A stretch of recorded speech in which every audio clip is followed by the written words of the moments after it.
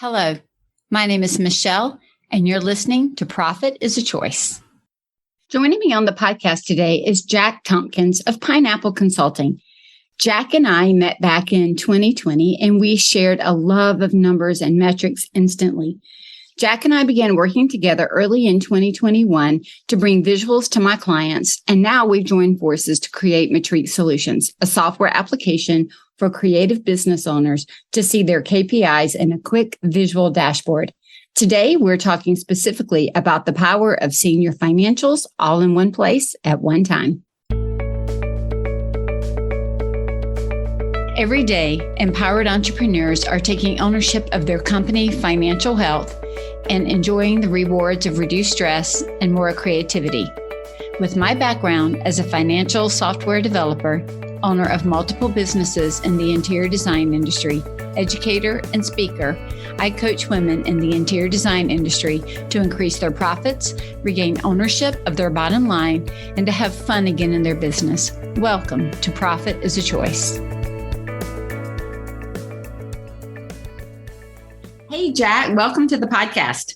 Thanks, Michele. Happy to be here. Happy to be back. I know, right? So you were on in episode 136, which I think came out at the beginning of 2021. I think it came out early this year.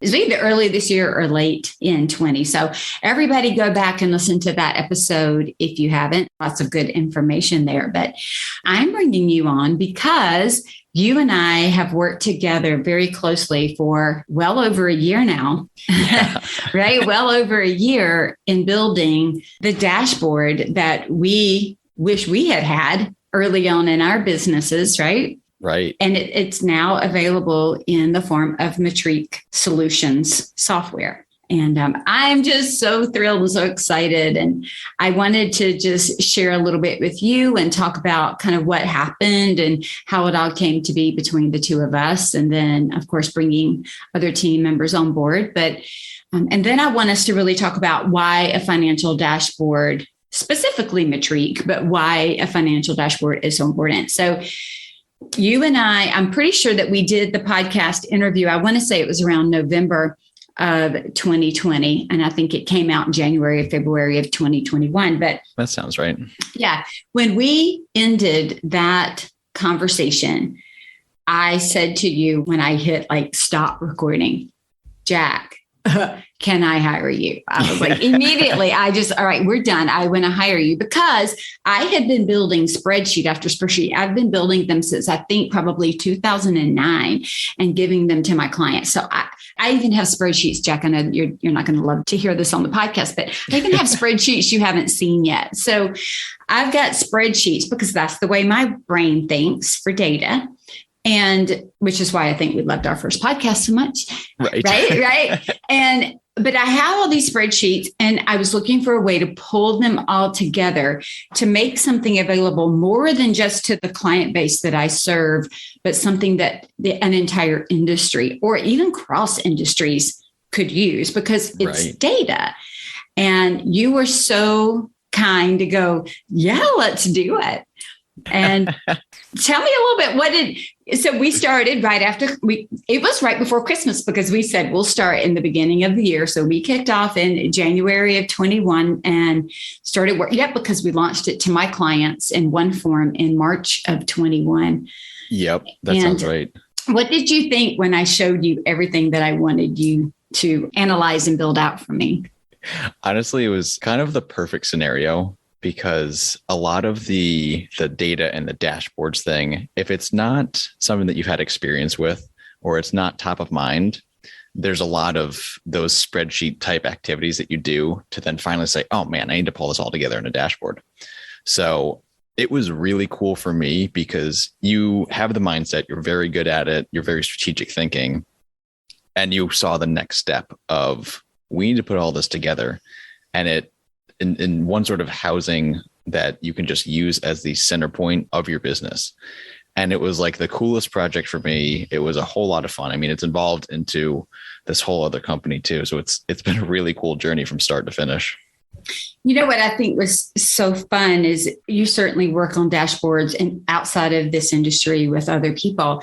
And I remember you saying, This is really interesting because you're the only dashboard that's pulling in more than just one type of element. We've got other elements in there that we're measuring, not just financials. And right. I also know that I don't know, maybe I didn't freak you out because I think you're a forward thinker, you're strategic as well. But when we even started working together, even though we were building an Excel dashboard at the time, I said to you, and you were thinking the same thing. I'm like, I'm already thinking I'm thinking application. Like I've already thought, oh yeah, I didn't just think one step ahead. I'm like 10 steps ahead. But we needed to do what we would call proof of concept and make sure that it was usable, make sure that my clients could actually derive value from what we thought they needed. And they have, and we know they're clamoring for it and are so excited that it's now available.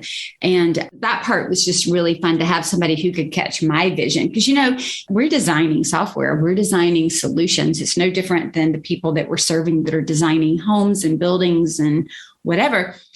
When you can find that other person who can come in and catch your vision and strengthen it and move it forward, that is so exciting. And that's what you did for my vision, because you had the ability to build these killer spreadsheets. Like my spreadsheets look like baby spreadsheets compared to yours. But you had the ability to help me pull all these random pieces together. Let's talk about that for a minute, Jack, because I would submit that many businesses do that. We build a piece to solve a problem, a piece to solve a problem. I hear that even with some of the project management software solutions that are out there, even those that are seriously robust. Oh, but it doesn't do internal project management, or it doesn't do financial management, or it does financial management great and project management terribly.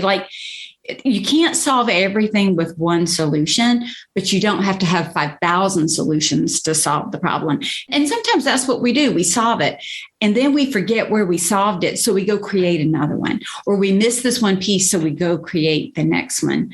And so the housing of all of those things where you can input data once and it feeds other areas, that is exciting. I think we talked about it on the last podcast. It reminds me of when you go to the doctor and you have to fill out paperwork and they ask you the same darn questions 45 times. And you're like, if you would just let me answer it and populate everywhere you need it, we could be done. And that's what this solution does. How did you at the very beginning think about Metrique Solutions, which is what we now have evolved into? Yeah. It went from a scarlet thread financial dashboard to Metrique Solutions. It's been a busy year. Yeah. But a fun year and a good one. Year. Yeah. So from the beginning, it was cool because, so to your point, it's not even with our own individual businesses and now Metrique as well, but for the average business owner, even regardless of industry, it's kind of doing one thing at a time. And it's, let me build a spreadsheet for this, and then I'll solve this one. And it's not that people don't have the strategic vision. It's just a time constraint of, I need this now and I need this one solution. It's difficult to then bring in all of the different solutions that you've made and combine them into this one thing. So Metrique to me was kind of the culmination of that, where there were a bunch of spreadsheets out there. All the ideas were out there, and now we need to put it all together. And it obviously has evolved 3-4 times past that too. It's this really robust, awesome thing. But it was cool to see that actually work in reality, because I talk with plenty of other business owners who have a great solution for one thing, and even a couple that have solutions for multiple, 3-4 different things in their business. Seeing that done is a rarity. Seeing it done like Metrique just doesn't really exist. So it was kind of a cool, let's take theory and put it into practice. And it's turned out really nice. You know, what was so interesting is when we were talking initially, I remember saying, this would be cool in an app. And you made the same comment. Yeah, I've thought about that. And after we developed it, I remember asking you, okay, Jack, do you know how to code in an app? Do you know how, and you're like, no, I don't know how to make the killer spreadsheets you make. And you were like, I don't know how to do that. And so what was so cool was the team that I hired, I had not even considered at the time that you and I started, and pieces just started falling into place for other team members and people that had a skill set that was outside of mine and outside of yours. But again, a team of people that could come along and catch the vision. And I'm just going to segue 1 minute and say, one of the things that I really tried to do when I started Metrique Solutions was to build a software company in the way that I wish I had had software when I worked there, when I worked in software. And that's the thing we keep talking about. The other thing I've tried to do is really follow my own coaching advice that I give out all the time about putting the right butts in the right seats, doing the right job.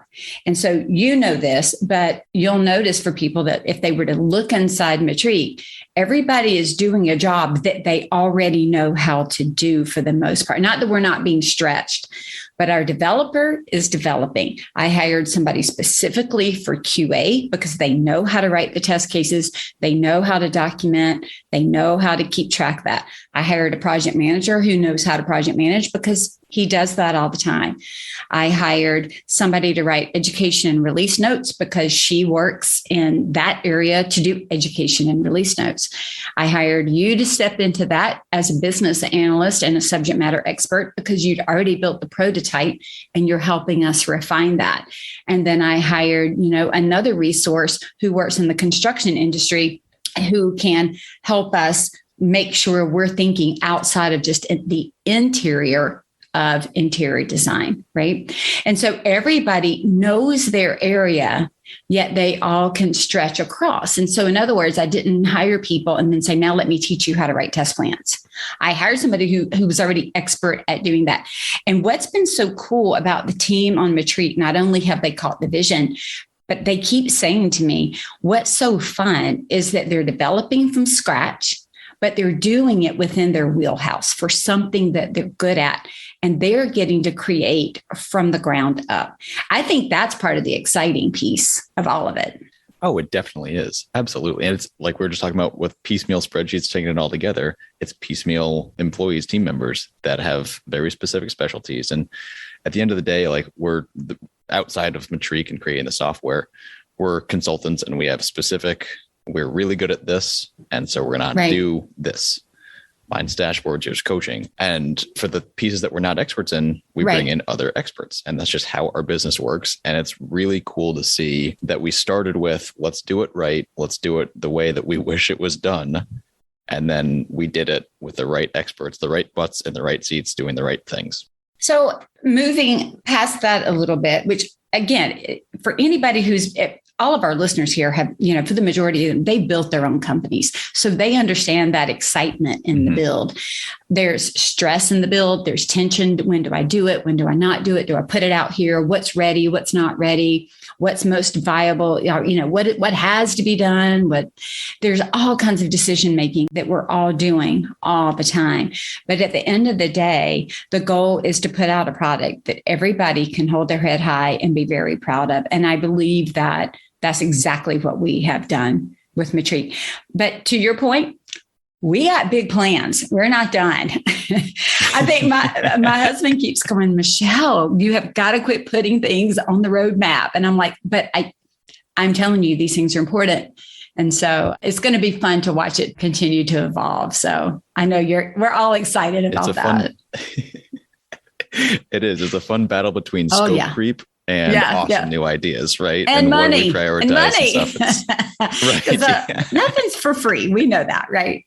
And certainly hiring talent to build software, not free.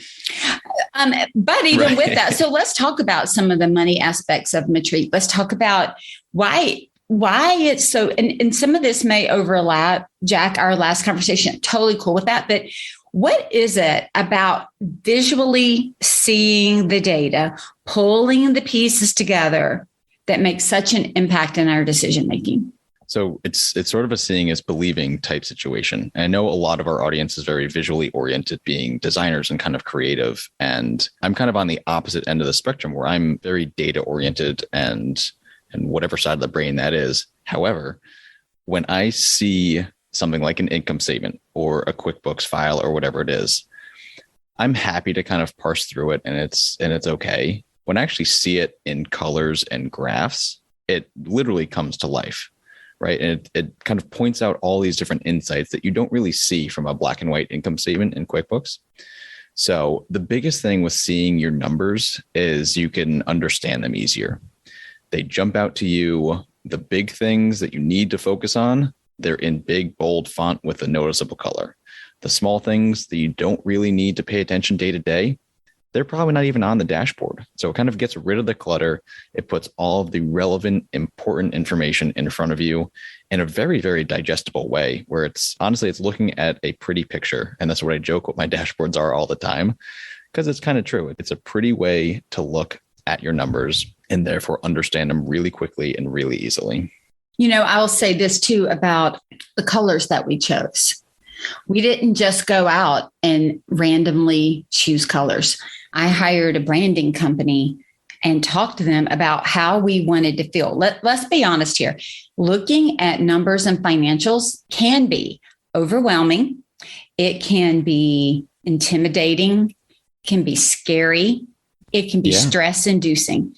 And so one of the things that we wanted, and to me, primary colors, while I like primaries, it's not necessarily the way I want to see my financials. I need something that's a bit more soothing when I'm looking at numbers that are represented in color. And I say that because we did research and worked with a firm to help us choose colors that were more soft and soothing and not in your face kind of colors, so that if there is an element that maybe is not the percentage you want or the number you want, at least there's not a garish orange screaming in your face, right?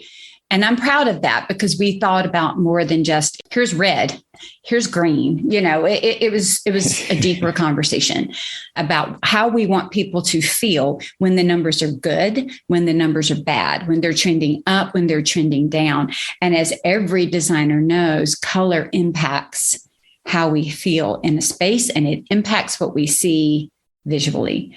And so there has been care and attention, even in the colors selected. Oh, totally. And what I love about the audience of this podcast is it's people who understand that, right? They design a room in a certain way.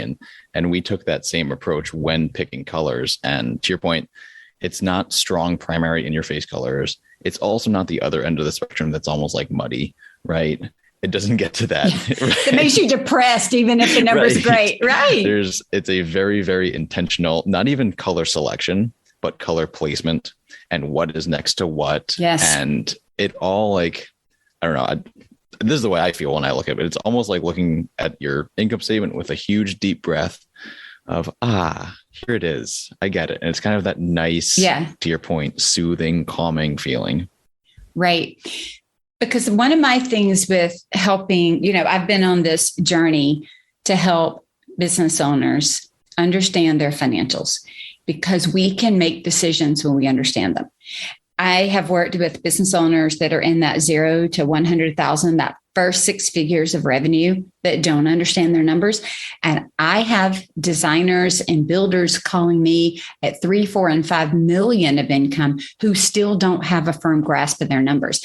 And I'm saying that not to shame anybody, but to say it is a challenge across the board for all of us when that's not something that we do consistently. If we don't know what to look at, when to look at it, how to look at it, and how to analyze it, it's too much. And so my goal, and the goal that you agreed with me and helped me kind of bring to life, was how do we make it digestible, to use your word? How do we take all of the information from a P&L, from all these other data sources, and put it together in a way that even if you are not financially focused, even if you don't have a business degree, even if you would consider yourself fully and totally a creative, you can come into this, set a couple of small goals, and then watch the dashboard as your data is loaded and see it in a way that you can consume it.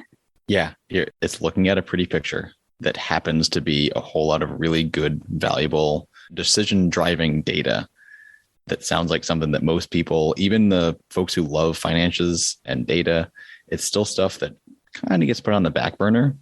Whatever side of the brain works for you, whatever you like to do, a dashboard, and specifically Metrique, obviously, brings it all together in that way that is digestible. And I think it's really well said, Michele.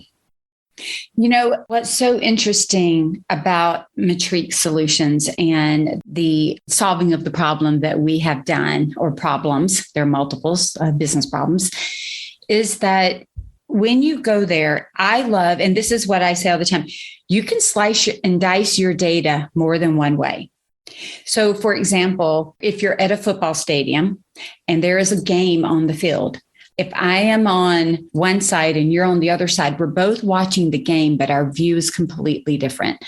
Yeah. The slice of what we're looking at, if I'm in the end zone versus the student section in the middle, my view is very different. If I'm sitting down versus standing up, my view is different, but it's the same game being played on the field. So if we were to take that and think about it with regards to our financials, what is on our P&L is on our P&L.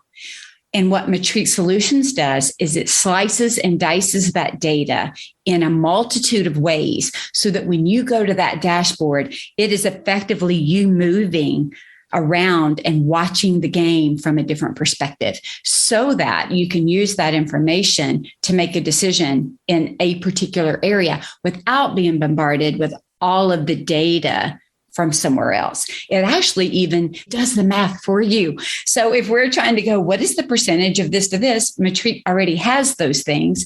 And it's also meant to support your profit first plan so that when we do percentages, it's quick and it's fast and it's in your face and you know, here's what it's doing. And so that's what I love about it, because I know when I'm looking at P&Ls, which like you, I'm looking at them all the time, I'm going, okay, let's look at the top half of it. What are your revenues? Where do you make the most money? Where do you make the least money? What's happening there? Or I might be looking at their P&L for what is the percentage of cost of goods to total revenues? Or we may be looking at it of let's cut your expenses. They're too high. Or what was your net profit? You know, all those different types of things that we are looking at, if you will, moving around the stadium of the P&L, the dashboard just does it for you. Yeah. It's so one, I'm totally going to use that analogy and absolutely steal it because that's such a good analogy. You can have it. You can borrow it. It's such a good analogy. And so we've talked about this in the past too, of looking from the different angles matters and it's important. It's easy to get lost looking at, I'll keep using the analogy. If you're looking at the coach talking to the players on the sideline, you might be missing the game on the field. If you're looking at the cheerleaders, you're definitely missing the game on the field, right? Right. So again, whether you're financially savvy, love financials, hate them, anything like that, when you're looking at an income statement, there's a whole lot going on there, right? It's easy to kind of get what's called analysis paralysis. And when you're digging through that, it could be tough to tell what's gold and what's dirt. The beauty of a dashboard and Metrique in particular, again, is that we take out the gold for you and say, here it is. This is the important piece. We'll do the math for you. And there's all these sort of like helper metrics and helper areas of the dashboard that get to that next layer deeper that you want to see. Because it's great to see the top level, right? It's great to see the initial play on the field, the first and down or first and 10. It's important to think what's next too. And so we kind of cover that whole spectrum and it's well put together. And again, visually appealing. Right. And the other thing is it's built with strategy in mind and it's built with looking towards the future in mind. You know, let's just stay with the analogy. There's more than one way to play that game. I talk all the time about strategic plans and tactical plans. We make strategic financial decisions that says, this is how we're going to charge. This is what we're going to do. This is the size company we want to have. This is how we're going to orchestrate everything. But when we're on the field, we have to do it differently, whether it's a football game or a chess game. You know, I go back to that. Oh gosh, what was that movie where she sees the chessboard on the ceiling? And do you know what I'm talking about? Oh gosh, I'll think about it. Anyway, she's strategizing in her mind. So she's laying in bed at night and can see the moves and anticipate this. It's a Netflix. It's really good. I'll find the name and put it in the show notes, but Queen's Gambit. Yes, that's it. Queen's Gambit. And so she's thinking strategically. Yet you remember there was this one scene in the movie where she sits down and she goes to play and the person makes a different move and she loses.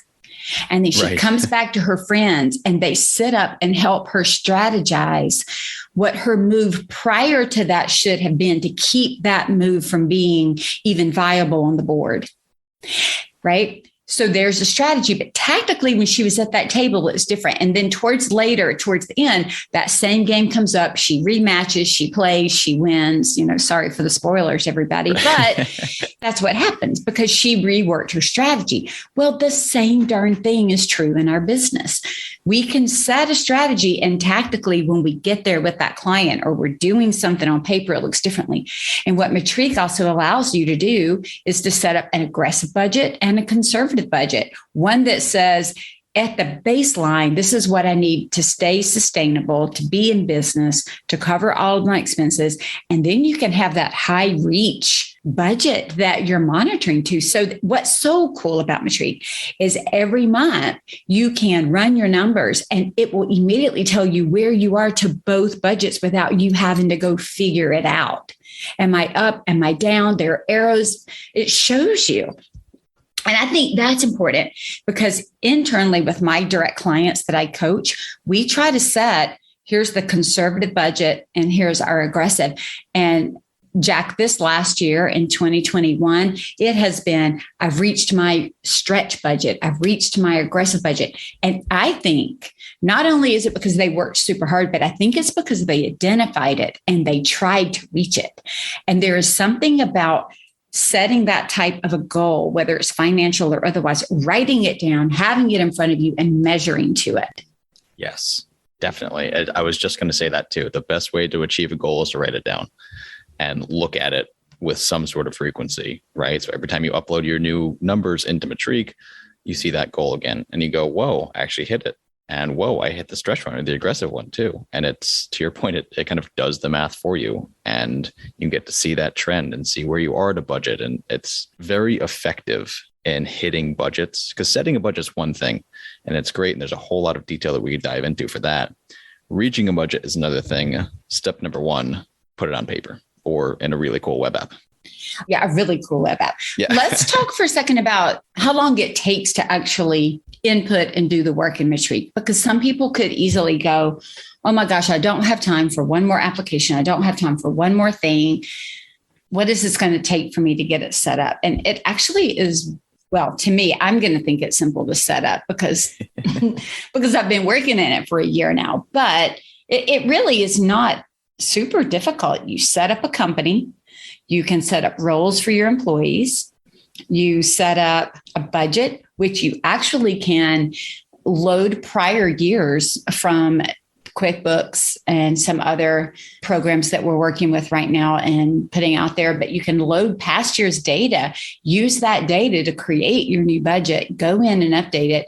And then every month, it's as simple as loading a P&L. I mean, that's kind of it. Take your P&L, download it into a CSV file, load it, and it'll give you all your answers. Right. Yeah. So the setup is probably what takes the longest, but it doesn't even take that long. The monthly, if we put it in air quotes, the monthly maintenance to actually upload your new data. So I have a video that times it for a different spreadsheet, a different dashboard, but the process is exactly the same. I think it took me a minute and like 43 seconds or something like that. And granted, Was that the download and creating the CSV and uploading it? Yeah, exactly. It's logging into QuickBooks, everything. Yeah. I want to say that when I did it, remember we were doing it to create education and I was talking through and here's where you go and here's what you click and here's what you do. And I want to say me even talking it through was somewhere in 3-minute range.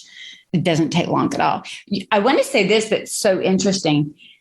When my accountant saw it and was working through it, she said to me, Michele, for some people, this could be up to 10 hours of work to give them this data because they're having to go back and forth and look in other places to pull it together. This is hours of work. Whereas if you can get the answers that you're getting, let's say high level, 3 to 5 minutes after setup, the time savings on that is enormous, not to mention the ability to use the data to now make decisions. Right. That's a really good point. Because the other main benefit, and this is a perfect lead into it, of a dashboard is the time-saving nature of it. Because updating, even if you say updating takes the full 5 minutes, which once you do it twice, it probably won't. And then you say, okay, maybe I'll look at and do some analysis and kind of look at the dashboard for, you only really need maybe another 5 minutes.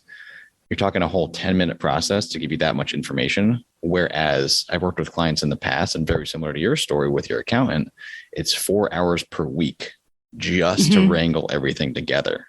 So 4 hours versus 10 minutes, that's easy math.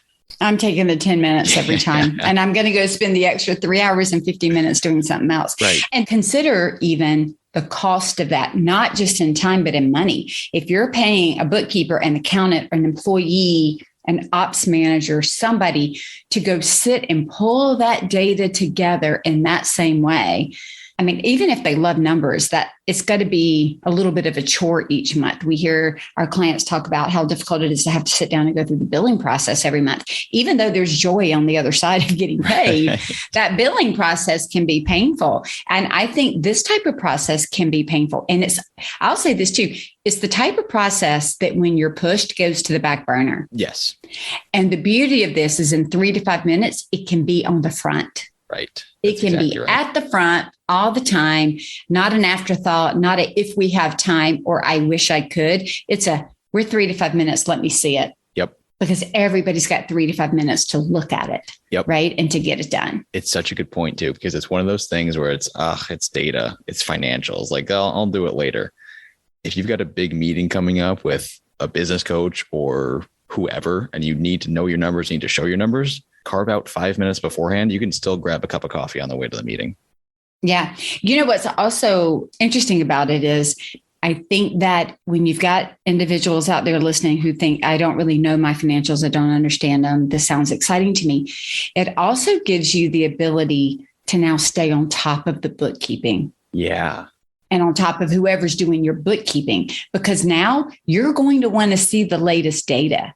And so you're going to be like, my dashboard hasn't been updated in 30 days since the last reconciliation. Come on, need that reconciled so I can see it. You'll start to see areas where you can tweak how things happen. I'll give you a couple of examples.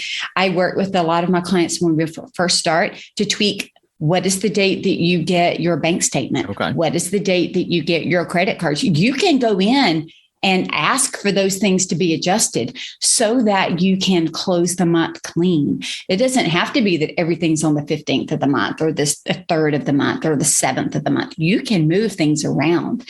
And when you do that, you actually can see real data as close to when it just happened. And that to me is really exciting. It is.